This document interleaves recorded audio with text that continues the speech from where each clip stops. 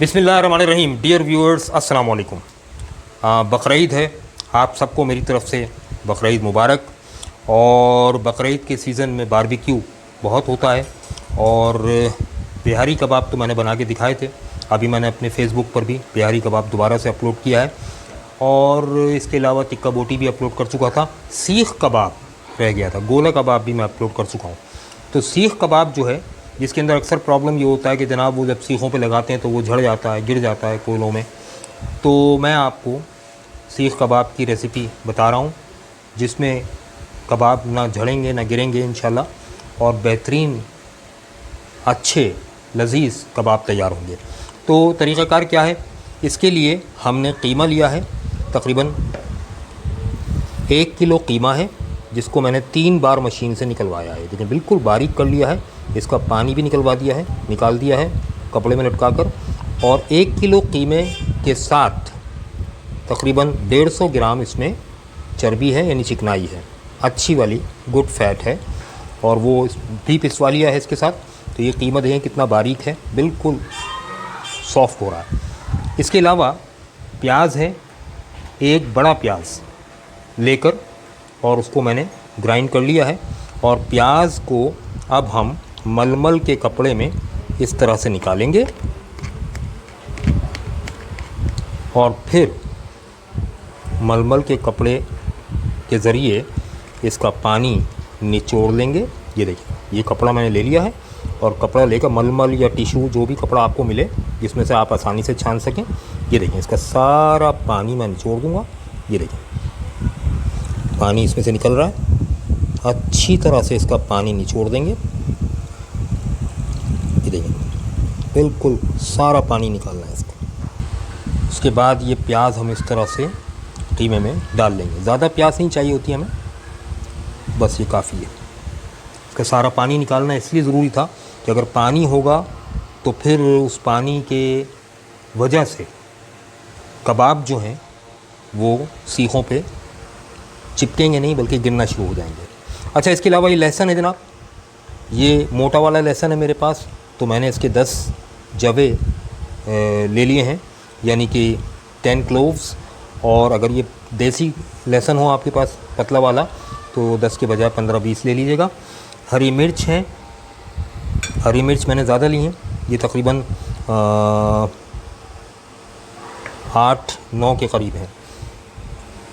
और ये अदरक का एक छोटा सा पीस लेकर इस तरह से मैंने काट लिया है।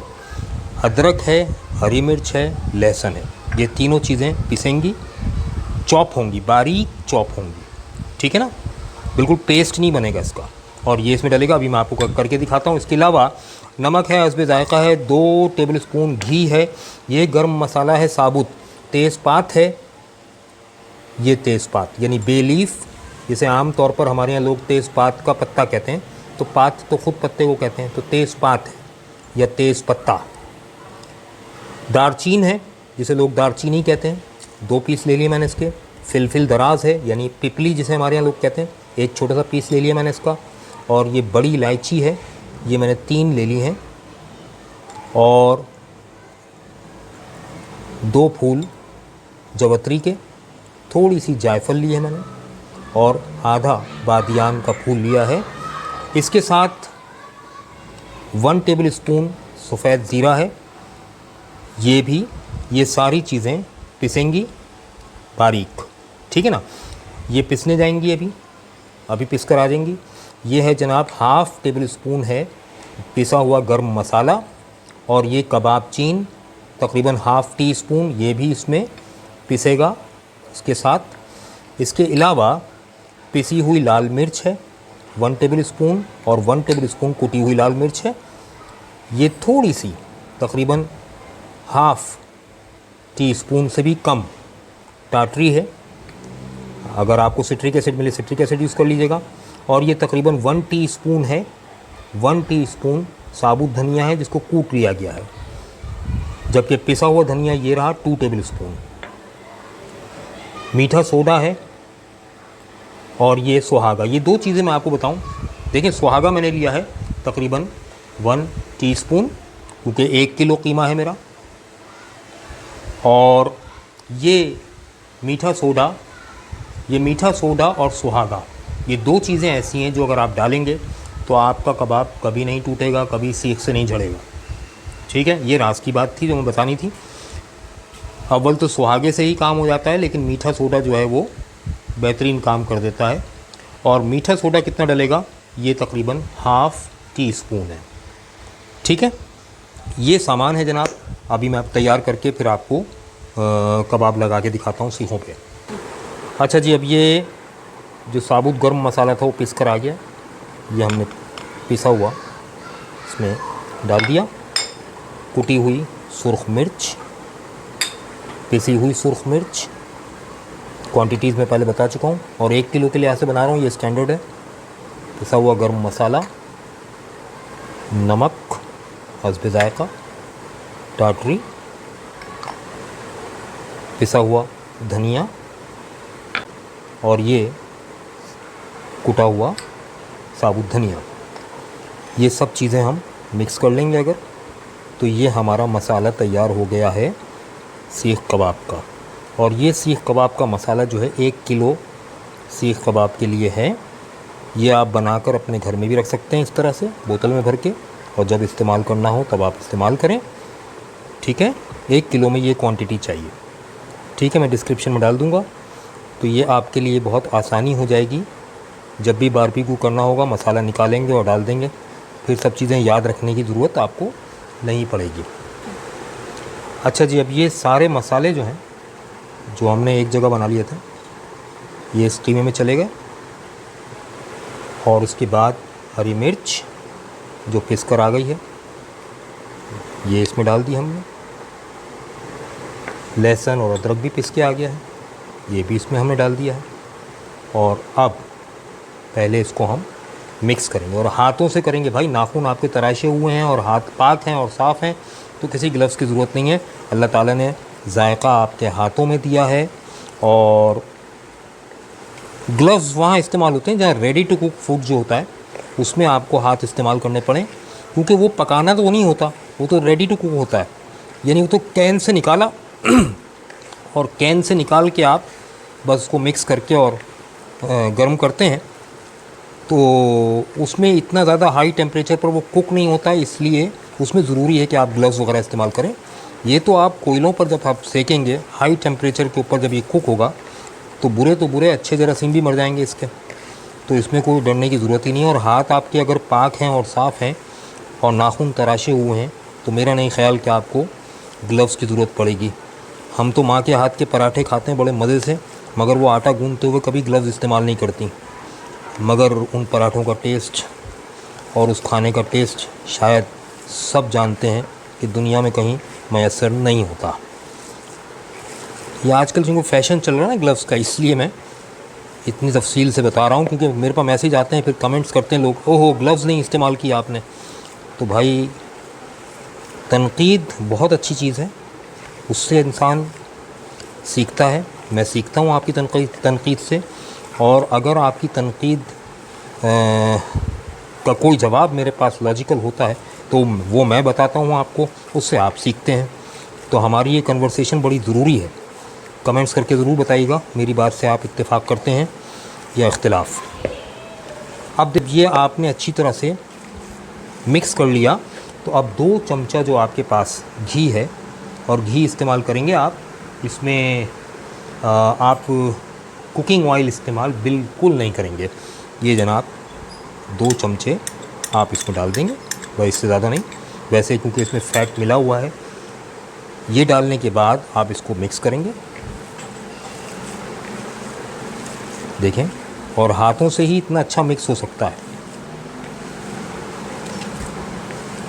ये मिक्स कर लेने के बाद, अच्छा ये थोड़ी सी प्याज जो है इसमें साबुत आ रही है, तो मैं इसको निकाल दूं, क्योंकि ये जब कबाब में सीख पर चढ़ाएंगे तो खिलेगा कबाब, खिलना नहीं चाहिए। अब आपने सुहागा इसमें डालना है, ये स्टेज है इसको ऐड करने का, और मीठा सोडा इसमें डालना है। ठीक है, ये इसमें आपने ऐड कर लिया, और अब अच्छी तरह आस्तीनें चढ़ाकर इसको गूंदना है जनाब, मिक्स नहीं करना है। अब वक्त आया है इसको गूंदने का, जैसे आटा गूंदते हैं, अच्छा, बराबर में एक प्याले में आप अगर पानी रख लें तो आपके हाथों पर ये फिर चिपकेगा नहीं कीमा, ठीक है ना। ये देखिए, और आप महसूस करेंगे और देखेंगे कि कीमे के अंदर रेशे रेशे से बनने शुरू हो गए हैं, बारीक बारीक धागे धागे से। ये सब सुहागे का कमाल है। सुहागा जो है वो ये काम करता है, जिसकी वजह से ऐसा होता है। और ये जो धागे धागे से बन जाते हैं बीच में, ये देखें, इससे कबाब जो है वो बड़ी अच्छी तरह से जुड़ा रहता है और खिलता नहीं है, यानी टूटता नहीं है।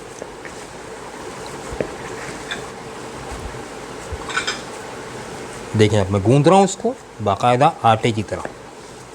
ये बहुत ज़रूरी अमल है और ये तकरीबन 5 से 6 मिनट करना है आपने। अगर ये नहीं किया आपने तो फिर कुछ नहीं किया, सब बराबर हो जाएगा। ये देखें, देखें धागे धागे से बन रहे हैं, तो ये सब सुहागा की वजह से बन रहे हैं। सुहागा को हम कहते हैं बोरेक्स, केमिकल है बोरेक्स। और मीठे सोडे को कहते हैं सोडियम बाइकार्बोनेट।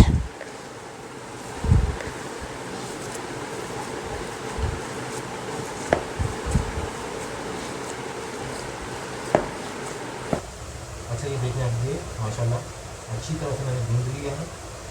और अब देखें ये किस तरह का बनेगा। ये रेशे नज़र आ रहे हैं आपको, आगे धागे से नज़र आ रहे हैं। ये ये मैं चाह रहा हूँ। अब ये जब हो गया काम तो इस कीमे को तकरीबन आधे घंटे से 1 घंटे तक आप फ्रिज में रखेंगे एज इट इज़, ठीक है। वैसे ज़्यादा देर रखें तो ज़्यादा अच्छा है, लेकिन टाइम कम है मेरे पास, इसलिए मैं 1 घंटे रखूँगा इसको फ्रिज में। और 1 घंटे बाद फिर इसको सीखों में लगाते हैं, मैं इतने कोयले वगैरह जलाता हूँ। अच्छा जी, कीमे को रखे हुए तकरीबन 1 घंटा हो गया और बड़ा अच्छी तरह से ये ड्राई हो गया है और पहले से ज़्यादा थिक हो गया। तो अब देखें इसका हमने कबाब बनाने के लिए डिपेंड करता है सीख की मोटाई पर। चौकोर वाली सीख लें, चपटी वाली या गोल वाली सीख ना लें, चौकोर हो, ठीक है, नंबर 1। नंबर 2 ये कि मोटी हो। अब कमर्शियल लेवल पर जो इस्तेमाल होती है वो इससे 4 गुना मोटी होती है। आम तौर पर जो हम घर में इस्तेमाल करते हैं वो ये होती है, लेकिन मैक्सिमम जितनी मोटाई हो। होता क्या है कि जब हम कबाब लगाते हैं तो हम उतना ही मोटा कबाब लगाने की कोशिश करते हैं जितना मोटा कबाब दुकान वाले लगाते हैं, रेस्टोरेंट वाले लगाते हैं। तो भाई उनकी सीख बहुत मोटी होती है, तो कबाब की लेयर बारीक होती है। हमें ऊपर से वो कबाब काफ़ी मोटा दिखाई दे रहा होता है क्योंकि सीख अच्छी खासी मोटी होती है। ये सीख है बारीक, ठीक है ना। तो कबाब की लेयर मोटी नहीं करनी है आपने, ठीक, वो इस सीख के मुताबिक बनानी। तरीक़ेकार क्या है, अब देखें, ये मैंने ले लिया इस तरह से, ये इस तरह से तकरीबन 60-70 ग्राम का होता है। इस तरह से एक बॉल बना लेंगे पहले हम, और इसके अंदर क्रैक्स कम से कम हो, ना हो तो बेहतर है। देखें इस तरह से हमने एक बॉल बना ली और उसके बाद फिर हाथ में थोड़ा सा पानी लगा लेंगे ताकि कीमा हाथ से ना चिपके। और ये बॉल हमने और अच्छी फाइन कर ली और अब हम इसको यहाँ रखेंगे ऐसे, और इसको इसके ऊपर सीख के ऊपर अच्छी तरह से हमने चिपका दिया, ठीक है। ये करने के बाद अब हम हाथ को गीला करेंगे और नीचे से ऊपर की जानिब ऐसे उंगली और अंगूठे की मदद से इसको पतला करते जाएंगे और ऊपर चढ़ाते जाएंगे। ये देखें, ये देखें, जहाँ से आपको मोटा लगे, ये देखें, ये जो फिंगर मार्क्स बन रहे हैं ये बड़े इम्पॉर्टेंट हैं। इसकी वजह से कबाब जो है वो जुड़ा रहता है। ये देखें, और किनारों को आपने अच्छी तरह से बंद करना है ताकि इसमें एयर ना जाए और इसमें से स्टीम ना निकले, क्योंकि अगर किनारे बंद नहीं हुए तो फिर यहीं से स्टीम निकलेगी और कबाब फटेगा और फिर वो टूटना शुरू हो जाएगा। ये देखें कितने आराम से ये सीख लग गई है। और इस तरह से आपने कबाबों को डिश में इस तरह रखना है। मैं एक और लगा के दिखा देता हूँ आपको। ये देखिए, हाथ को पहले गीला करना है ताकि चिपके ना ये कबाब आपसे, आपके हाथ से। और ये एक बॉल बनानी है आपने इस तरह की, गोल, क्रैक्स ना हो उसमें। हाथ फिर से गीला कर लें और ये अच्छी तरह से बॉल जब बन जाए तो फिर इसको यहाँ रखेंगे और रख कर इस तरह से जोड़ देंगे इसको। ठीक है, जब ये जुड़ गया तो अब अपना हाथ गीला करके पानी से ऐसे आहिस्ता आहिस्ता इसको ऊपर की तरफ लेके जाएंगे नीचे से। ये देखिए, किनारे बंद करेंगे। ये देखिए, ज़्यादा मोटा नहीं बनाया मैंने कबाब, उसकी वजह है सीख पतली है मेरी। कमर्शियल सीख होती तो वो बहुत मोटी होती है। ये देखिए, किनारे मैंने बंद किए इसके दोनों तरफ से, यहाँ से भी। ये देखिए, और ये, और देखें दोनों बराबर के लगे हैं तकरीबन। ये आपने एक्यूरेसी रखनी है। ठीक है, मैं बाकी सीखे लगा लेता हूँ, फिर आपको कोयलों पे रख के दिखाता हूँ।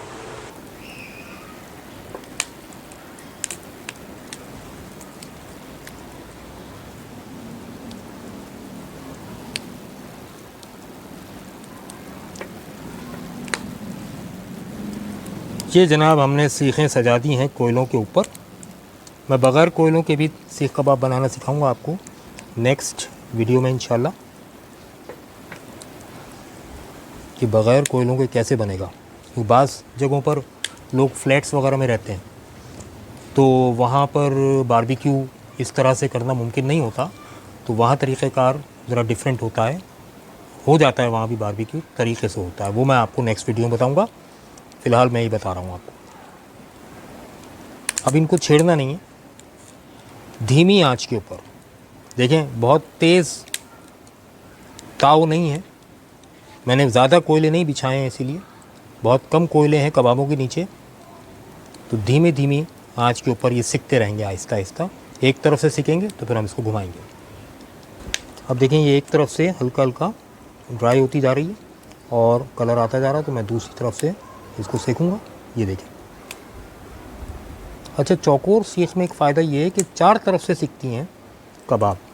अगर ये चपटी वाली सीख होती, पतली वाली जो आती है, तो वो एक तरफ से होती फिर दूसरी तरफ से होती, तो वो इतनी परफेक्टली नहीं होता। ये देखिए, ये हो गया कबाब, बिल्कुल ड्राई हो गया ऊपर से। इसी तरह नीचे से हो जाएगा। उसके बाद फिर हम इसको मज़ीद कुक करेंगे। अब देखें, ये कितने प्यार से आज धीमी धीमी आंच के ऊपर आहिस्ता आहिस्ता सीख रहे हैं। कभी भी तेज़ ताव के ऊपर इसको ना, कि कोयलों की आंच को ताव कहते हैं। तेज़ अगर ताव होगा तो ये कबाब ऊपर से सिक जाएंगे, अंदर से कच्चे रहेंगे, पानी जल्दी छोड़ेंगे और गिरना शुरू हो जाएंगे। ये देखिए, एक एक तरफ से होता जा रहा है और मैं इनको घुमाता जा रहा हूँ। ये देखिए,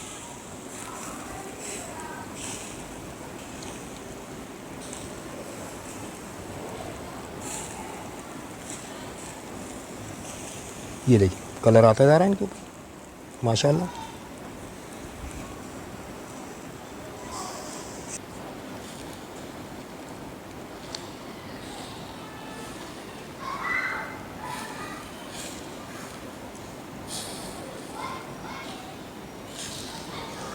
अब देखें, इसके ऊपर कलर आ गया है कबाबों के ऊपर।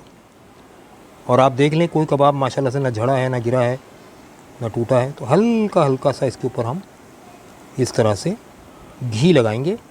आप कुकिंग ऑयल भी लगा सकते हैं, ये लगाना ज़रूरी नहीं है, लेकिन इससे ज़रा जूसी हो जाते हैं, शाइन आ जाती है कबाबों के ऊपर। ये देखिए, वाह वाह वाह वाह।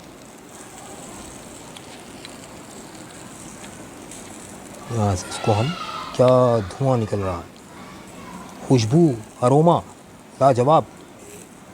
ये देखिए, कलर देखें आप इसको, और अब इसकी शक्ल देखें तो मज़ा आ जाएगा देख कर जनाब आपको। वाह वाह वाह वाह। ये देखें,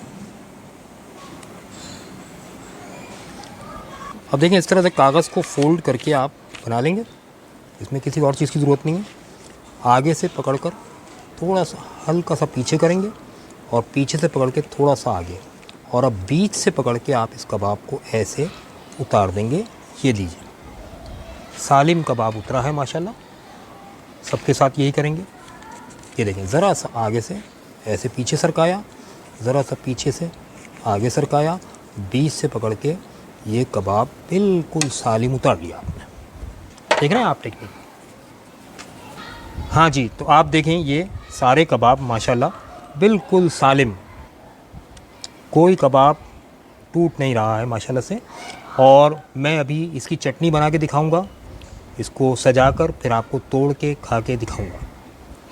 जी जनाब, तो ये आपके तैयार हो गए हैं सीख कबाब, जिसमें ना धागा लगा है, ना ये कहीं से टूटे हैं, ना झड़े हैं, ना गिरे हैं। और ये देखिए आप, एक एक कबाब आप उठा के देखिए, कोई कबाब अभी भी नहीं गिर रहा। हालांकि ना इसमें बेसन है, ना कॉर्नफ्लावर है, ना आटा है, ना कोई चने का सत्तू है, कुछ नहीं है। आपके सामने बनाए हैं और देखिए कितने ज़बरदस्त बने हैं, जूसी हैं। और ये मैं एक तोड़ के दिखाता हूँ आपको।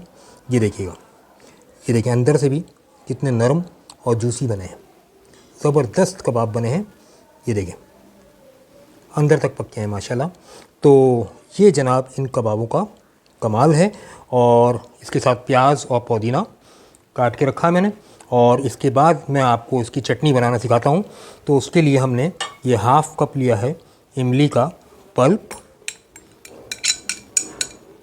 कुछ करने की ज़रूरत नहीं, देखिए कितना आसान है। इमली का पल्प है, ये जनाब पिसी हुई खटाई है, ये 3 टेबल स्पून है। हाफ़ कप समझ लीजिए, बराबर का है, इमली और खटाई बराबर है। और ये जनाब कुटी हुई सुर्ख मिर्च है। ये तीनों चीज़ें डालनी है आपने। नमक जो है मैं कम डालूँगा क्योंकि पिसी खटाई में ऑलरेडी नमक होता है, तो हस्बे ज़ायक़ा आप डाल सकते हैं। और इन तीनों चीज़ों को अच्छी तरह से मिक्स कर लें और थोड़ा सा पानी इसमें डलेगा और चटनी तैयार हो जाएगी आपकी। वो वाली चटनी जो आप होटल्स पे देखते हैं, रेस्टोरेंट्स पे देखते हैं, कबाब पराठे के साथ आप खाते हैं, ये वो चटनी बन रही है। चाहें तो इसको आप ग्राइंडर में या ब्लेंडर में एक दफ़ा घुमा लें तो ये ज़रा फ़ाइन हो जाएगी, वरना ये वही चटनी तैयार हो गई है बिल्कुल, जो चटनी आप वहाँ देखते हैं। शक्ल से भी आप पहचान रहे होंगे मैं किस चटनी की बात कर रहा हूँ, जो आप कबाब हाउस पर आम तौर पर देखते हैं और सोचते हैं कि यार ये चटनी कैसे बनती होगी। बस ये जनाब 3-4 चीज़ें हैं और इस तरह से मिलानी है। उनके पास इतना टाइम नहीं होता कि वो ब्लेंडर में ग्राइंडर में पीसें चटनियाँ। बस ये चटनी हो गई आपकी रेडी, बिल्कुल रेडी। ना ग्राइंडर की ज़रूरत पड़ी, ना सिलबट्टे की, ना ब्लेंडर की, और ना ही किसी चीज़ की। ये जनाब आपने चटनी तैयार कर ली। मैं इस चटनी को सजा के इस छोटे से प्याले में रख देता हूँ और फिर आपको प्रेजेंटेशन दिखाता हूँ इसकी। तो आइए जनाब, ये हो गई है प्रेजेंटेशन। चटनी भी वो कमर्शियल है, जो लोग हैरान होते हैं कि चटनी कहाँ कैसे बनाई होगी, तो ये इतना आसान तरीका है। और ये कबाब देख लीजिए आप। इसके साथ ही मुझे इजाज़त दीजिए, अपनी दुआओं में याद रखिए और एक दफ़ा फिर आपको बहुत बहुत बहुत ईद मुबारक। और ये जनाब कबाब तैयार हो गए। अब नेक्स्ट रेसिपी में इंशाल्लाह मैं आपको पराठे बनाना भी सिखाऊंगा, पूरी पराठा भी और इंशाल्लाह लच्छेदार पराठा भी। Thank you very much. शाद रहें, आबाद रहें।